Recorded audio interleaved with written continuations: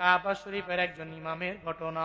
আব্দুর রহমান আস-সুদাইসি যার নাম, ওনারে জিজ্ঞাসা করে, ও আব্দুর রহমান আস-সুদাইসি, কাবার ইমাম কেমনে হয়ে গেলেন? বলে, আমার ইলমের পাওয়ার নাই, আমার আমলের পাওয়ার নাই, আমার ইলমের পাওয়ারে ইমাম হই নাই, বরং আমার মা বাবার দোয়ায় আল্লাহ আমারে কাবার বড় ইমাম বানায়া দিছে। কার দোয়ায়? আমার মায়ের দোয়ায় আল্লাহ আমারে কাবার ইমাম বানায়া দিছে। এখন বলে, আপনি বলেন দি কি কাহিনী? আপনার ইলমের পাওয়ার নাই, ইলমের পাওয়ার নাই, আমলের জন্য নাই, তাহলে কাবার ইমাম হয়ে গেলেন কেমনে? বলতে লাগলেন, ছোটবেলায় আমি আমার মায়েকে সঙ্গে করে লয়ে উমরা করার জন্য আসলাম। বাইতুল্লাহ আসার পর আমার মায় নিজে একা একা ঘুরে ঘুরে তাওয়াফ করে মাথা ফের এক সাইডে আমারে দাঁড় করায় রাখে। আমি এক সাইডে দাঁড়ায় থাকি, আর আমার মা একা একা তাওয়াফ করার জন্য ব্যাকুল হয়ে যায়। মার মনে চিন্তা, ছোট্ট মানুষ কাবার পবিত্রতা বজায় রেখে চলতে পারবে না। মার মনে চিন্তা চলে আসলো। মাথা ফের এক সাইডে দাঁড় করায়া দুইটা চক্কর দেওয়ার পরে সন্তান যেই জায়গায় রেখে আসলাম ওই জায়গায় আছে না নাই এ ব্যাপারে দেখার জন্য, জানার জন্য যখন মায়ের যায়, যায়া দেখে রে আব্দুর রহমান ওই জায়গার মধ্যে নাই। আব্দুর রহমান রে না পাইয়া মায়ের পেরেশানির মধ্যে পড়ে গেল। এত বড় বাইতুল্লাহ, এই জায়গার মধ্যে যদি আমার সন্তানটা হারায় যায়, আমি কোন জায়গায় গেলে পামু? হারায় গেলে আর পাওয়া যাবে না। মায়ে দৌড়াইয়া খুঁজতে লাগলো আব্দুর রহমান রে, আমি কোথায় গেলে পাবো? হঠাৎ করে তাকায়া দেখে এই ছোট্ট বালকটা কাবার কালো গিলাপ ধরে চোখের পানি ফালায়া তাওয়াফ করে। মা যা বলে, ও সন্তান, তোমারে মাথা ফের এক সাইডে রেখে আসলাম, কেন তুমি এই তাওয়াফ করার জন্য ব্যাকুল হয়ে গেল? ধমক দিয়ে নিয়ে মাথা ফের এক সাইডে আবার দাঁড় করে মা একা একা ঘুরে ঘুরে আবার তাওয়াফ করে। দুইটা চক্কর যখন দেয়, এরপরে আবার দেখার জন্য যখন যায়, যা দেখে রে আব্দুর রহমান ওই জায়গার মধ্যে নাই। আবার মায়ের পেরেশানির মধ্যে পড়ে গেল। ছোট্ট মানুষটা এই বাইতুল্লাহর কালো গিলাফের মর্যাদা দিতে পারবে না। এই কাবা বড় দামি ঘর, এই ঘরের সম্মান বজায় রাখতে পারবে না। এবার মায় তারে খোঁজার জন্য আবার কালো গিলাফের বরাবর যায়। মায়ে যায় দেখে আবার আব্দুর রহমান কালো গিলাফ দইরা দইরা নিজে একা একা তাওয়াফ করে। এবার মায়ে গিয়া জানা দেয়, ও সন্তান আমার, তোমারে আমি মাথা ফের এক সাইডে রেখে আসলাম, কেন তুমি তাওয়াফ করার জন্য ব্যাকুল হয়ে যাও? এবার আব্দুর রহমান জানা দেয়, মা, আমারে তুমি যতই মাথা ফের এক সাইডে দাঁড় করে রাখো, ও মা গো, দুনিয়াতে কত ঘর আমি তাকায়া তাকায়া দেখলাম, যত ঘর আমি দেখেছি, কিন্তু এই বাইতুল্লাহর মতো সুন্দর ঘর আমি কোথাও পাই নাই। যদিও এর গিলাফটা কালো, এরপর ওই কালো গিলাফের প্রতি এত পরিমাণে মায়া, সারা বিশ্ব থেকে সব মানুষ ওই বাইতুল্লাহে দৌড়ায়া যায়। এই যে ময়দানের মানুষেরা, এদের যদি জিজ্ঞাসা করা হয় বাইতুল্লাহে যাবা কিনা, আশা আসেনি, এরপরে বলবে হুজুর দোয়া কইরেন জীবনে একবার আল্লাহ যাতে করে আমারে মক্কায় লইয়া যায়, আমারে মদিনায় নিয়ে যায়, আমি যাতে আমার নবীর রওজায় যায়া সশরীরে জীবনে একবার হলেও আমি সালাম দিতে পারি। ওই নবীর জন্য নবী নবী কইরা কাইন্দা জীবনটারে পার করে দেয়। এই আশেকে রাসূলেরা, যারা নিজেরা আশেকে রাসূল দাবিও করে না, এরপরেও নবীর জন্য পাগল, ওই বাইতুল্লাহর কালো গিলাফ দইরা তাওয়াফের জন্য ব্যাকুল হয়ে যায়। ও আল্লাহর বান্দারা, ওই বাইতুল্লাহে যেতে চায় না এমন কোন বান্দা নাই। আমি মুসাফির মানুষ, ওই বাইতুল্লাহে কারা কারা যাইবার চাও? মদিনায় কারা যাইবার চাও? ওই নবী যেই জায়গাগুলোতে হাইটা ধন্য বানাইলো, ওই ধন্য জায়গাগুলো তুমি নিজেও পারায়া পারায়া নিজের ধন্য বানাইবা। জাবালে নূর কে কে দেখতে চাও? ওই আরাফাতের ময়দানে কারা যেতে চাও? কাদের মন চায় দুইটা হাত তুইলা আমার মাওলারে দেখাও। আল্লাহ জীবনে একবার হলেও মক্কা মদিনায় যাওয়ার মতো তৌফিক সব ভাইকে দান করেন। সকলেই পড়ি আমিন। আরো জোরে পড়েন না আমিন।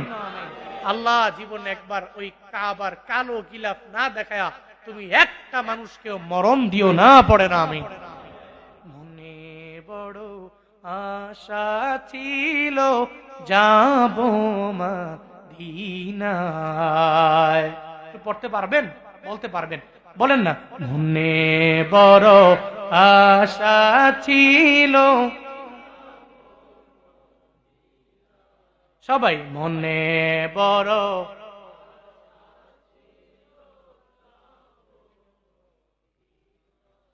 মনে বড় আশা ছিল,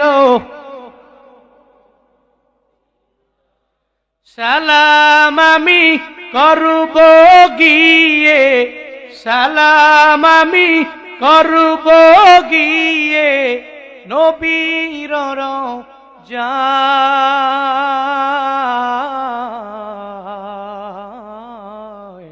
মনে বড় আশা ছিল, মনে বড় আশা ছিল যাব মা, আরব সাগর পারি দিব, নেই কই আমার তোরি, পাখি নয় তো উড়ে যাব জানাতে ভোর করি, আরব সাগর পারি দিব, নেই কই আমার তোরি, পাখি নয় তো উড়ি যাব জানাতে ভোর করি। আমার আশায় আছি সম্বল নাই, আশায় আছি সম্বল নাই, করি কিউ পায়।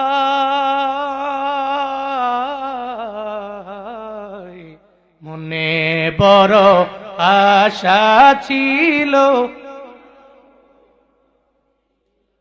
মনে বড়,